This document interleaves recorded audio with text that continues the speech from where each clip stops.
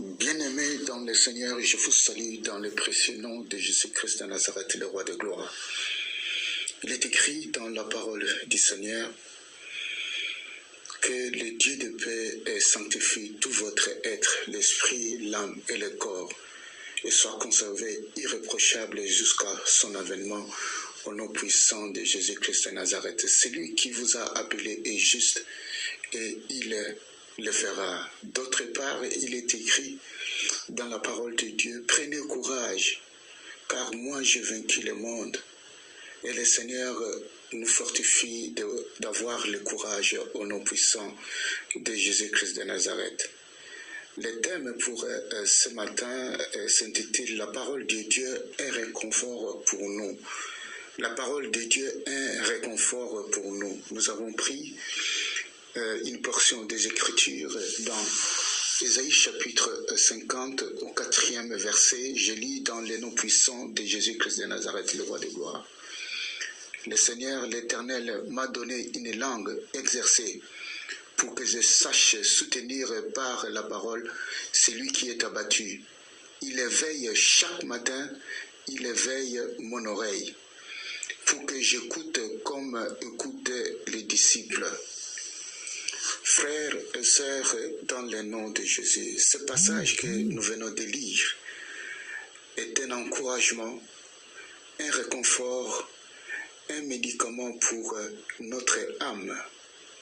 Parce que chaque matin, et spécialement pour ce matin, le Seigneur, l'Éternel des armées, m'a donné une langue exercée, ou en d'autres termes, une langue des disciples. L'Éternel éveille ton oreille pour que tu écoutes ces paroles comme un disciple de Jésus-Christ de Nazareth, sachant qu'un disciple averti, quelles que soient les circonstances, est persévérant et attentif aux paroles de son maître.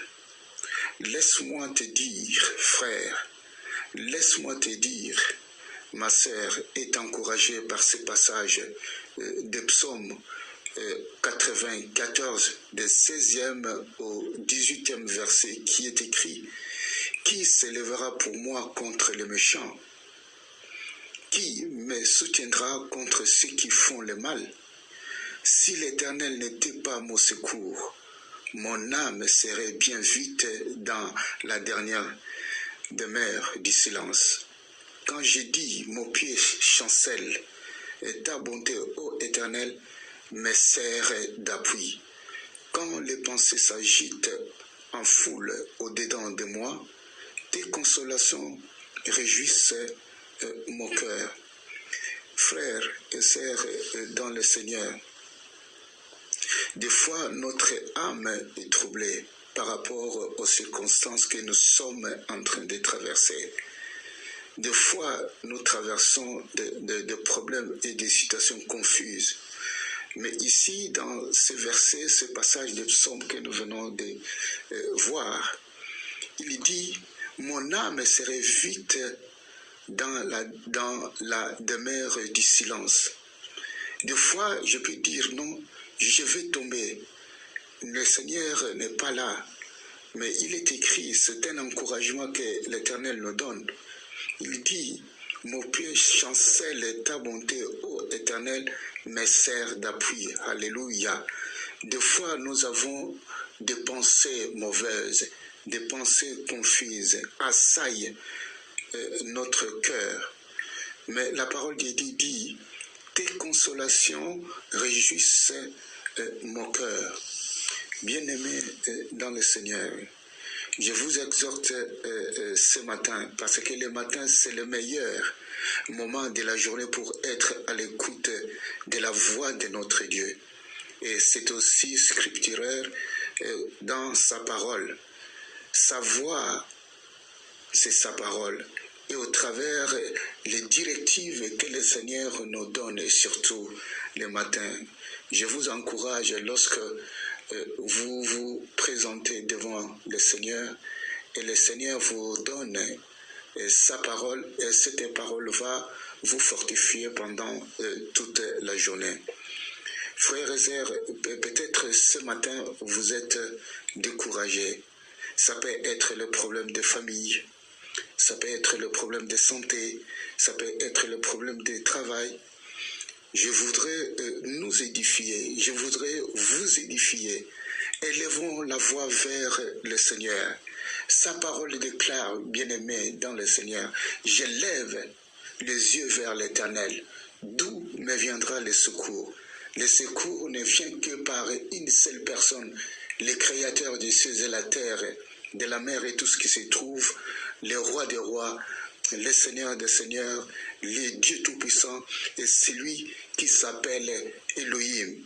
Ces moments et ces circonstances que tu peux traverser ou je peux traverser, le Seigneur va utiliser ces circonstances pour faire éclater sa gloire, afin que toi et moi, nous attestons et témoignons qu'il est le Dieu tout-puissant. La parole de Dieu déclare qu'il est le même hier, aujourd'hui et pour toujours. Celui qui a délivré Israël est aussi le même Dieu, notre Rédempteur, qui nous délivrera des circonstances et des moments difficiles. C'est par cette exhortation bien-aimée dans le Seigneur que je voudrais te soutenir. Toi qui es abattu ce matin, la parole de Dieu déclare dans Éphésiens chapitre 6 au 10e verset, il est écrit « Au reste, frères, fortifiez-vous dans le Seigneur par sa force toute puissante. » Frères et sœurs dans le Seigneur, Josué a été fortifié par le Seigneur. David a été fortifié par le Seigneur. Et Paul a été fortifié dans le Seigneur. La Bible dit quelque part, ce sont les personnes de la même nature que nous. Voilà pourquoi je peux dire, le Seigneur est là pour te fortifier. Le Seigneur est là aussi pour me fortifier. Quelles que soient les circonstances que nous pouvons traverser, levons les yeux vers lui, crions vers lui, et le Seigneur est juste et fidèle pour venir à notre secours. Nous allons prier. Père céleste, Dieu tout-puissant, je bénis ton Saint-Nom ce matin. Je glorifie et j'exalte ton Saint-Nom. Je lève ma voix à l'Éternel des armées, car ta parole déclare que nous tournons les yeux vers toi et tu es le secours de notre vie. Ta parole, Seigneur, nous te dit que les faibles disent que je suis fort, que le Saint-Esprit qui est là, qui est notre consolateur, celui, Seigneur, qui nous guide à tous égards, celui, Seigneur, notre qui libère son omnipotence dans les vaisseaux humains, il va nous fortifier à tous égards. Il va aussi te fortifier, frère. Soyez bénis au nom puissant de Jésus-Christ de Nazareth. Père, merci pour ce moment. Merci pour cette exhortation matinale. Nous te glorifions, nous t'élevons, nous t'exaltons dans le nom puissant de Jésus de Nazareth, les voix de gloire. Amen. Soyez bénis dans le nom de Jésus.